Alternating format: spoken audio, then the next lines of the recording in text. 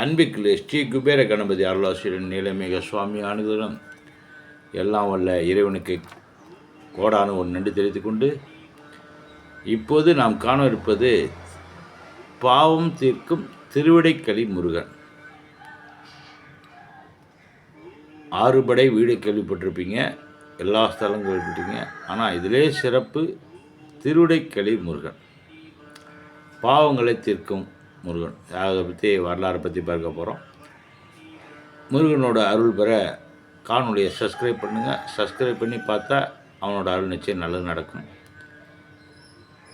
தேவலோக ரசிகர்கள் அடங்கிய இந்த காணொலி அனைவருக்கும் கிடைக்கிறது. பிராப்தம் இருந்தால் மட்டும்தான் கிடைக்கும். எல்லா வீடியோவும் எல்லார் கையிலையும் கிடைச்சிடாது. ஒரு இறைவனோட அருள் இருந்தால் மட்டும்தான் இந்த காணொலியை நீங்கள் பார்க்க முடியும். பல தேவலோக ரசிகர்கள் அடங்கிய காணொலி நிச்சயம் உங்களுடைய வாழ்க்கைக்கு வெற்றிக்கு வழிவகுக்கும். இந்த காணொலியை சப்ஸ்கிரைப் பண்ணி ஒவ்வொரு செயலிலும் இணைந்திருங்கள். நீங்கள் காணொலியில் இருந்திருந்தாலே டெய்லி தினசரி இரவு 8 மணிக்கு நேரடியாக உங்களுடைய சந்தேகங்களுக்கு எல்லாம் வல்ல இறைவனர்களால் பதிலளிக்கிறேன். நிச்சயம் நல்லதே நடக்கும் என்ற நம்பிக்கையோடு இதை ஆரம்பிக்கிறேன். மயிலாடுதுறை மாவட்டம் திருக்கடையூர் அருகில் உள்ள திருவிடைக்களி முருகன் சிவபூஜை செய்த நிலையில் பாவ விமோச்சன சாமியாக வீற்றிருக்கிறார். இவரை தரிசித்தால் பாவம் நீங்கும்.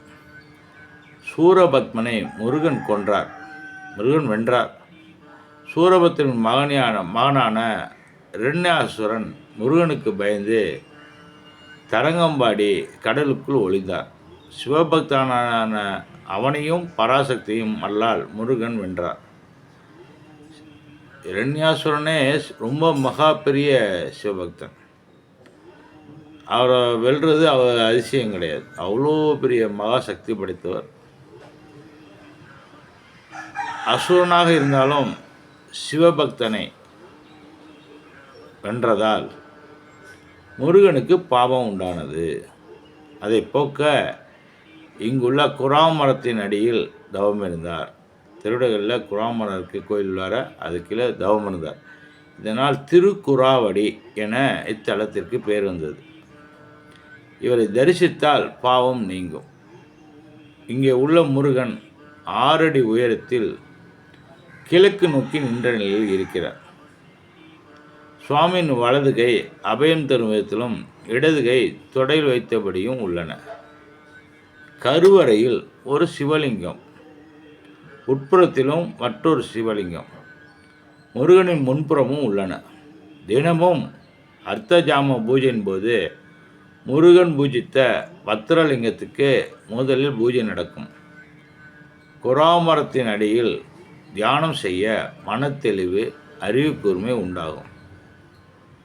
இங்கே சரவண தீர்த்தம், கங்கை கிணறு என 2 தீர்த்தங்கள் உள்ளன. 7 நிலைகளுடன் உடைய ராஜகோபுரம் உள்ளது. முருகப்பெருமான் சிவனை வழிபட்ட குராமரத்தடியில் அமர்ந்து ராகு பகவான் முருகப்பெருமானை வழிபட்டிருக்கிறார். ராகு பகவானே முருகப்பெருமானை வழிபட்டிருக்கிறார். அதனால் ராகு தோஷம் உள்ளவர்கள் இங்கே பிரார்த்தனை செய்தால் விரைவில் திருமணம் நடந்தேறும். தம்பதியிடையே ஒற்றுமை பலப்படும். முருகனை மனம் செய்ய விரும்பிய தெய்வானை தவம் செய்த தலம் இது. இங்கே இருவருக்கும் நிச்சயார்த்தம் நடந்தது. தெய்வானையின் முகம் வெட்கத்தால் சற்று சாய்ந்தது போல் உள்ளது. திருமண தடை அகல இவரை வெள்ளிக்கிழமையில் வழிபடலாம். முதல் படை வீடான திருப்பரங்குன்றம் செல்ல தெய்வானை விடைபெற்றதாலும் முருகனுக்கு இரண்யாசுரனை கொண்ட பழி தீர்த்ததாலும் இத்தலம் விடைக்களி என்று படுகிறது. விடைக்களின்னு வந்ததுக்கு இதுதான் காரணம். திருமண தடை நீங்க வைகாசி புரட்டாசியில் நடைபெறும் வருகின்றன.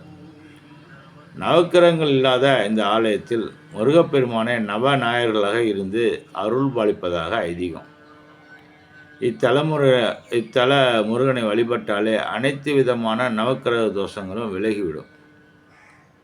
இத்திருத்தலத்தில் சர்வமும் சுப்பிரமணியம் என்ற வகையில் பிரதோஷ நாயகர், சந்திரசேகரர், சோமாஸ்கந்தர் என அனைத்து மூர்த்திகளும் வலது கரத்தில் வஜ்ரவேலுடன் சுப்பிரமணிய சுவாமி சொரூபமாக காட்சியாக இருக்கின்றார்.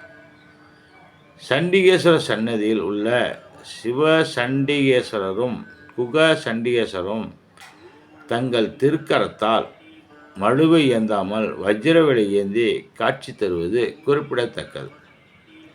இந்த ஆலயத்தில் 16 விநாயகர் மூர்த்தங்கள் இடம்பெற்றுள்ளன.